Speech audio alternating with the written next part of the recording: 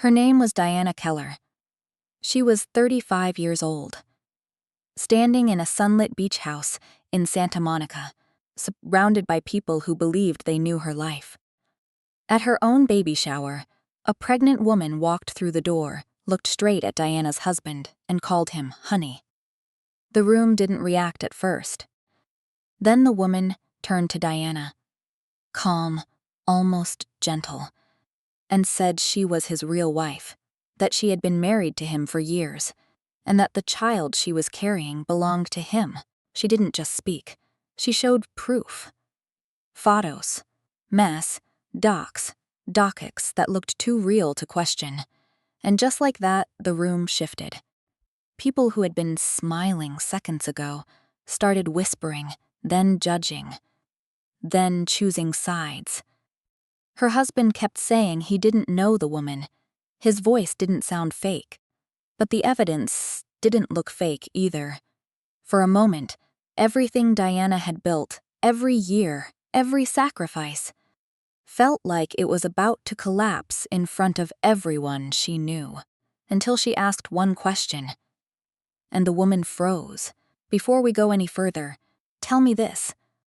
What time are you watching this, and what city are you in right now? I'd really like to know how far this story is reaching. And if stories like this pull you in, take a second to like, subscribe, and drop your thoughts in the comments. Because what happened next changed everything. Earlier that morning, everything had felt steady, in a way Diana Keller had not experienced for years. The ocean light came through the wide glass windows, reflecting across the polished floor, and for once, she didn't feel like she was standing outside her own life looking in. She stood near the kitchen counter, with one hand resting over her stomach, not out of habit, but out of disbelief that this moment was finally real. For 6 years, nothing about this journey had been easy. There had been doctor visits that ended in silence, test results that arrived with no answers, treatments that drained more than just money. She had learned how to sit in waiting rooms without asking questions, how to nod when people gave advice they didn't understand, and how to go home pretending she was still hopeful even when she wasn't. What made it harder was that she had already learned, long before any of this, what it felt like to be overlooked. Growing up, Diana was never the one people chose first. In her own family, attention moved in one direction, and it was never toward her. Her sister's achievements were celebrated loudly, while hers were acknowledged quietly, if at all. Small things added up over time, until she stopped expecting fairness and started preparing for disappointment instead. Eventually, she left. Not in anger, but in clarity. 5 years passed without calls, without visits, without anyone asking where she had gone or how she was living. It was as if her absence made things easier for them, and that told her everything she needed to know. So, when she built a life on her own, she built it carefully. She chose who to trust. She chose what to keep. She chose how much of herself she would give away. And the man she married became the one person who never treated her like she was replaceable. He didn't try to fix her past or rewrite it. He simply stood beside her in the present, steady in ways she had never experienced before. When the treatments failed, he didn't offer empty reassurance. He stayed. When she stopped talking, he didn't push. He waited. When she felt like giving up, he didn't argue. He reminded her, quietly, that she wasn't alone in any of it. That was the difference. By the time the baby shower began, the house was already full. Friends moved easily between rooms, carrying gifts and laughter, while family members she hadn't seen in years filled the space with voices that sounded familiar but distant at the same time. Diana noticed the way some of them looked at her, measuring, comparing, as if trying to decide whether she had changed or simply learned how to hide it better. She didn't respond to any of it. Instead, she focused on what was in front of her, the decorations, the quiet music. The feeling of something fragile finally holding together. For once, she allowed herself to believe that things had settled, that the past had stayed where it belonged, and that nothing was about to take this moment away from her. And then, the front door opened. At first, no one paid attention to it, because the room was already filled with movement and conversation. Voices overlapping in a way that made everything feel comfortably loud. It took a few seconds before the shift began, subtle at first, as one person near the entrance stopped speaking. Then another, until the sound in the room started thinning out without anyone announcing it. Deanna noticed it not through what she saw, but through what she didn't hear anymore. She turned slightly, just enough, to follow the direction everyone else seemed to be looking, and that was when she saw the woman standing near the doorway. She didn't look lost or hesitant. She stood with a kind of quiet certainty, one hand resting on her stomach, her posture steady, her eyes already fixed on a single point across the room. On him. There was no hesitation in the way she started walking forward. People stepped aside without being asked, creating space as she moved, not out of recognition, but out of uncertainty. No one knew who she was, but no one stopped her either. By the time she reached the center of the room, the silence had fully settled in. She didn't greet anyone. She didn't introduce herself. She looked directly at Diana's husband and smiled in a way that felt too familiar for a stranger. "Honey," she said softly, as if the word belonged there. The reaction wasn't immediate. It came in fragments, a few confused glances, someone shifting their weight, a quiet, almost nervous laugh that faded too quickly to matter. Diana didn't move. Her body stayed still, but something inside her tightened in a way she couldn't immediately explain. Not panic, not yet, but recognition of something being wrong before it had even fully happened. The woman took another step forward, closing the distance just enough to make the situation impossible to ignore. Then she turned her attention away from him and toward Diana. Her expression didn't change. Calm, composed, certain. "He didn't tell you about me?" she asked, her tone in light, almost conversational, as if she were pointing out a small oversight instead of something that could dismantle everything in the rooms. Deanna felt the question before she understood it. For a brief second, her mind didn't respond. It paused, as if refusing to connect the words to anything real.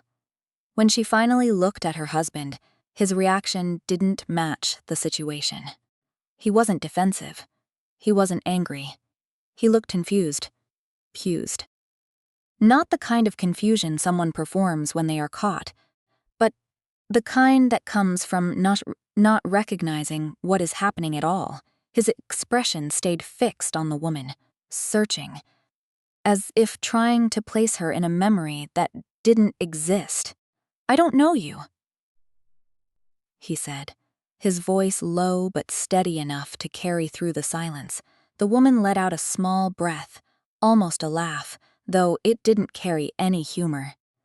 "You should have told her," she replied, her eyes softening slightly, as if she were speaking to someone who had made a mistake rather than someone denying her completely. Then, without raising her voice, she placed her hand more firmly over her stomach. "I'm his wife," she said. The words didn't echo, but they didn't need to.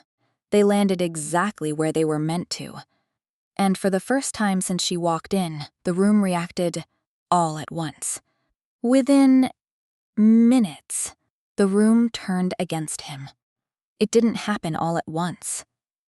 It shifted in layers, like people adjusting their judgment as new pieces fell into place. At first, there was hesitation, a quiet uncertainty, as everyone tried to understand what they were seeing. Then the woman reached into her bag and removed a thin folder, placing it on the table with a level of control that didn't match the chaos building around her. She didn't rush. She opened it slowly, as if she had done this before. The first thing she showed was a series of printed photographs, not distant images or unclear angles, but close, deliberate shots of her standing beside Diana's husband, both of them smiling in ways that suggested familiarity, not coincidence. Different locations, different clothes, moments that looked spread across time. People leaned in without realizing they were doing it. Someone picked up one of the pages. Studying it more closely before passing it along. And that was when the tone in the room began to change. Doubt didn't disappear, but it started to move in a different direction. Then came the messages. Printed conversations. Lines of text that appeared intimate enough to be real. Promises. Casual exchanges. References to shared plans that no one else in the room could verify or deny. The details felt specific, which made them harder to dismiss. Diana didn't step closer, she stayed where she was, watching the way the information traveled from hand to hand, noticing how quickly people began to accept what they were given instead of questioning how it had been put together. The woman continued without interruption. Next, she presented a document that resembled a joint financial statement, listing both her name and his, showing transactions that suggested a shared life, rent payments to Woody charges, transfers that appeared routine. The formatting looked official, enough that no one immediately challenged it. A quiet voice near the back asked if anyone had verified it. No one answered. That was when another figure moved forward. Jeanette Brennan stepped out from the side of the room, her expression composed, her posture straight, carrying herself with the kind of authority that made people listen before she even spoke.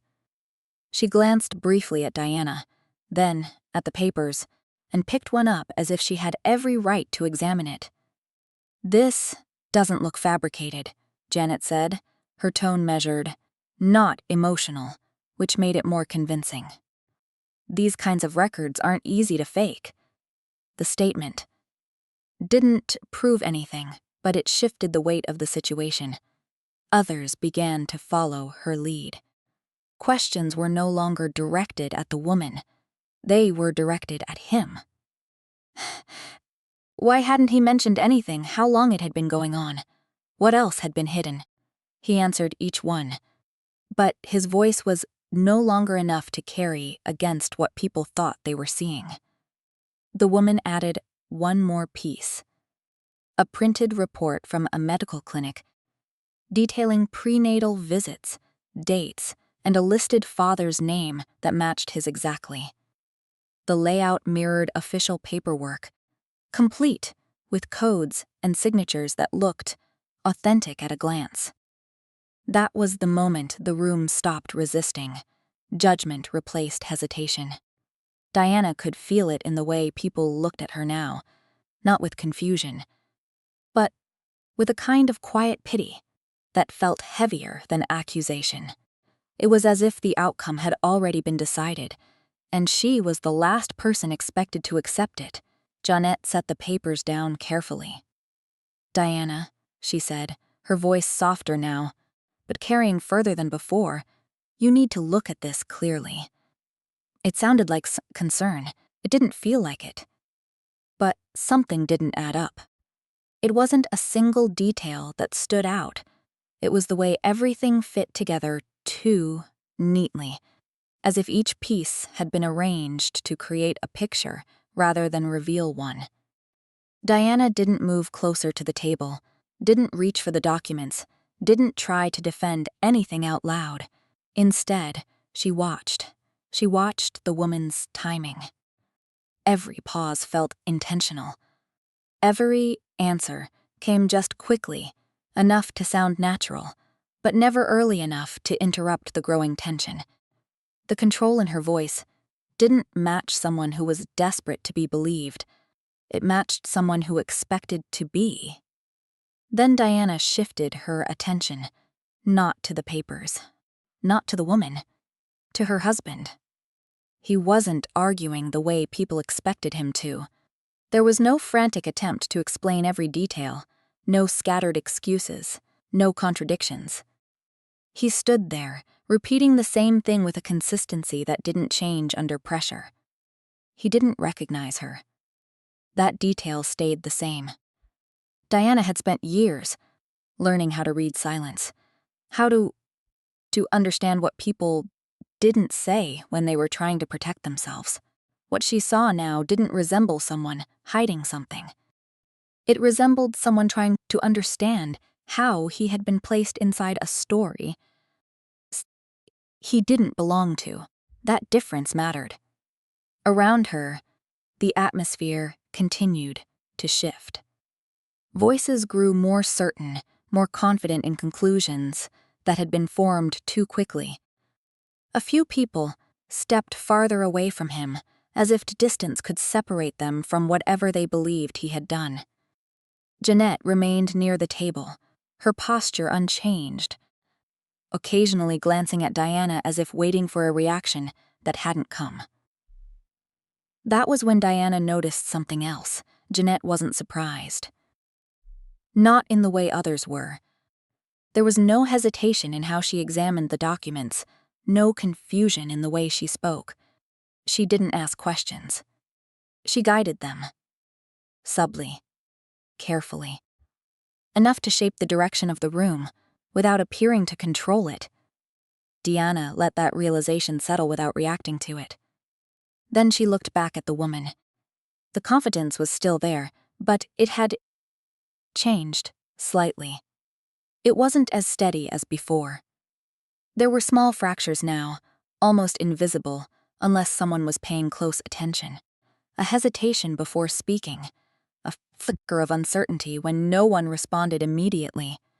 Not enough to break the illusion, but enough to expose it. Diana took a slow breath, not to calm herself, but to organize what she was seeing. The documents were meant to overwhelm. The timing was meant to prevent questions.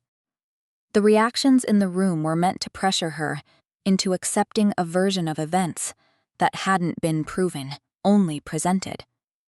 And all of it depended on one thing: that she would respond emotionally instead of thinking. She didn't. For the first time since the situation began, Diana shifted her weight and stepped forward. It wasn't a dramatic movement. It didn't draw immediate attention. But it changed the dynamic in a way that was impossible to ignore. Conversations slowed. People turned, not because she demanded it, but because they expected something. She didn't look at Janet. She didn't look at the papers. She looked directly at the woman. Her expression remained calm, but there was something sharper behind it now, something that hadn't been there before: control. Not over the room, over herself. Over. And that was enough. So she stepped forward. The movement was quiet, but it redirected the attention in the room without effort. Conversations that had started to form slowed again. Not because anyone asked them to, but because they sensed a shift they couldn't explain. Diana didn't raise her voice. She didn't reach for the papers, still lying on the table. She simply closed the distance between herself and the woman until there was no space left for avoidance. For a brief moment, neither of them spoke. Diana studied her carefully, not with anger, not with fear, but with a level of focus that stripped everything else away. The room, the noise, the judgment, All of it faded into something distant. What remained was a single question she had already decided to ask. "You said you've been with him for years," Diana began, her tone even, controlled, impossible to misread. "Then you should know something simple." The woman's expression didn't change immediately. She nodded once, as if agreeing to a test she believed she could pass. Diana, she could pass. Diana didn't hesitate. "What did he write on the hospital wristband the night I almost walked away from everything?" The question didn't sound dramatic. It sounded precise. And that was the problem. For the first time since she had entered the house, the woman didn't respond right away. Her eyes shifted, not toward the crowd, not toward the papers, but toward Diana, searching for something that wasn't there. The confidence she had carried until didn't disappear all at once. It cracked. "What kind of question is that?" she said, forcing a small laugh that didn't reach her eyes. Diana didn't react. "A real one," she replied. Silence settled again, but this time it wasn't filled with judgment. It was filled with expectation. The woman looked down briefly, as if buying time, then lifted her head again. Her posture adjusting, her voice returning with less certainty than before. He wrote something personal," she said. "Something about staying strong. It sounded reasonable. It wasn't right." Diana's expression didn't change, but something behind it sharpened. "No," she said quietly. The single word carried more weight than anything that had been said before. The room shifted again, but in a different direction now. Diana took another step forward, reducing the distance even further, her voice still calm, still measured, but no longer neutral. "He wrote a name," she said. "Not mine, not his, a name no one else here knows." The woman's hands tightened at her sides, a small movement, almost unnoticeable, but enough. "Paula Reeves," Diana continued, speaking the name clearly for the first time, placing it into the room like a fact that had always existed. "That's your name, isn't it?" The reaction was immediate. Not denial, not anger, fear. It showed in the way her shoulders dropped slightly, in the way her breath changed, in the way her eyes moved without settling anywhere long enough to regain control. Diana didn't raise her voice. "You don't know him," she said. "You know what you were given." The silence that followed wasn't uncertain anymore. It was decisive. Paula's lips parted as if she was about to speak, but no words came out. The structure she had been holding on to, the confidence that had carried her through every accusation, every piece of evidence, every claim, began to collapse without resistance. Someone in the room shifted. Another person took a step back. The direction had changed. And this time there was no way to stop it, and that was when everything finally broke. The silence didn't hold for long after Paula's reaction. It shifted again, but this time it didn't move toward confusion or judgment. It moved toward clarity. The kind that doesn't arrive slowly, but all at once, forcing everyone in the room to reconsider what they had accepted without question. Paula tried to recover. She opened her mouth, searching for something to say, something to rebuild what had just collapsed. But nothing came out in the way she needed it to. Her earlier confidence had disappeared completely, replaced by hesitation that no longer looked like uncertainty, but exposure. She started, then stopped. No one interrupted her. No one helped her. Diana didn't step back. "You were given a script," she said, her voice steady, no longer questioning, no longer testing. "And you followed it." Paula's eyes lowered. That was enough. The shift in the room became visible. People who had been standing close to her began to move away, not dramatically, but deliberately, creating distance that hadn't existed before. The documents on the table were no longer being passed around. No one reached for them again. Then, Diana turned, not toward Paula, toward Janet. The movement was small, but it carried weight that hadn't been there earlier. Jeanette remained still for a moment, her composure holding longer than anyone else's had, but not long enough to survive direct attention. "You knew," Diana said. It wasn't a question. Jeanette didn't respond immediately. Her gaze moved briefly across the room, measuring, calculating, as if deciding whether silence would protect her or expose her further. It didn't. Paula spoke first. "She told me what to say," Paula admitted, her voice uneven now, stripped of the control she had tried to maintain. "She said it would be simple. That I just had to follow everything exactly." The room reacted again, but this time the response was sharper. Jeanette exhaled slowly, then straightened slightly, as if deciding there was no point in denying it anymore. "You had everything," she said, looking directly at Diana now, her tone no longer controlled, but edged with something that had been hidden beneath it all along. "A house, a future, a life that worked. Do you have any idea how that looks to someone who has spent years watching from the outside?" No one answered. "I didn't take anything that wasn't already fragile," Janet continued. "I just showed everyone how easy it was to break." The words didn't justify anything, they revealed everything. Diana didn't respond to the explanation. She didn't argue, didn't defend, didn't try to understand it. There was nothing in it worth holding on to. What mattered came next. The consequences didn't arrive with shouting or confrontation. They arrived with decisions. Someone called for security. Paula didn't resist when she was asked to leave. She walked toward the door without looking back, her earlier confidence replaced by something quieter, something that didn't belong in the room anymore. Jeanette stayed where she was until she realized no one was standing with her. That was when the distance became final. Within days, the situation moved beyond that room. Legal action followed. Fraud, falsified records, and coordinated deception didn't remain private once they were exposed. Investigations began, statements were taken, and the version of events that had been constructed so carefully started to unravel under scrutiny.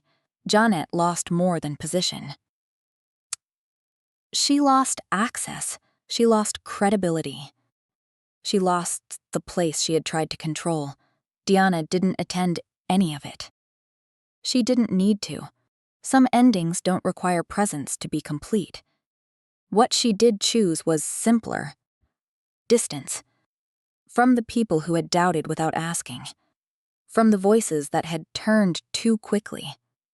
From a past that had already shown her what it was willing to take. She didn't rebuild those connections. She left them where they had proven they belonged, and in the quiet that followed. She understood something she hadn't fully accepted before.